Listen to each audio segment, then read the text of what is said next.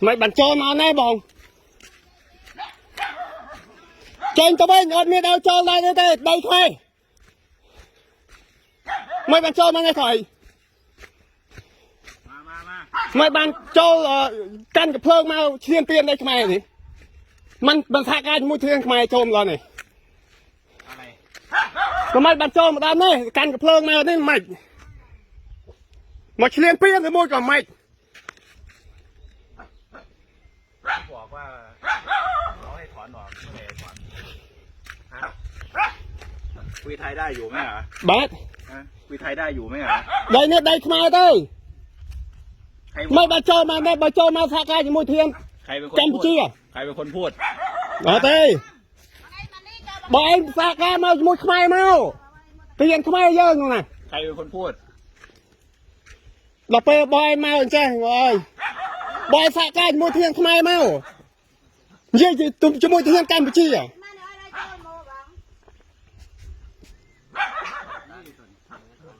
ที่คุยกับผู้ใหญ่บ้านไปอ่ะเต้บอยโจเมาเนี่ยเอาเมาจมูกเทียนขมายเทียนขมายสากาขึ้นเตยบอยโจมาแต่เองใช่ไหมนี่กับบ้านเขาคุยกันหมดแล้วบ้านเขาคุยกันหมดแล้วดังเรื่องเต้ไม่งั้นตรงนั้นเขาจะไปถอนเหรอเขาคุยกันหมดแล้วเนี่ยตลอดแนวเตือนแต่เย่ยจมูกดอกไฟจมูกเทียนขมายเต้ยการไปเชียนไทยมันเตยรู้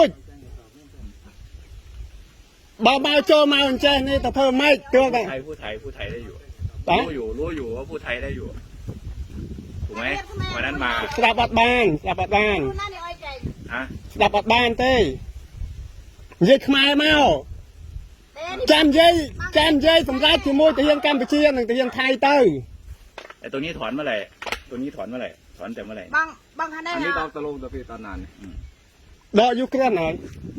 ไทยจะมาแค่มนเนี่ยมือดำเต็มดอกเนี่ยแล้วตรงนี้ล่ะตรงนี้จะถอนตอนไหนเดินดังเต้ตัวแต่เมียก็ยกดัก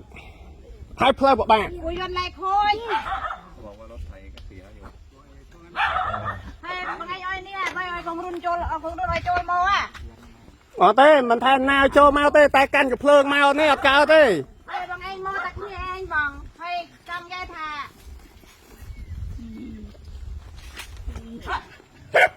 ให้ของรุ่นโน่ได้กี่อ้อยโจลโมเปรย์เปรื้อน่ะเมียนาวโจได้เมียนตัดโจมาจัดไอ้ยังไง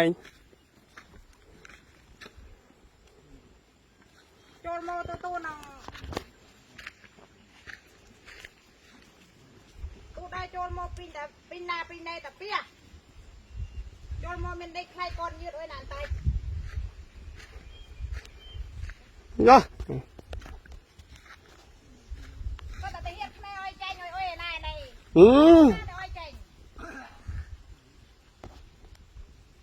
เนาะคลังนะฮะ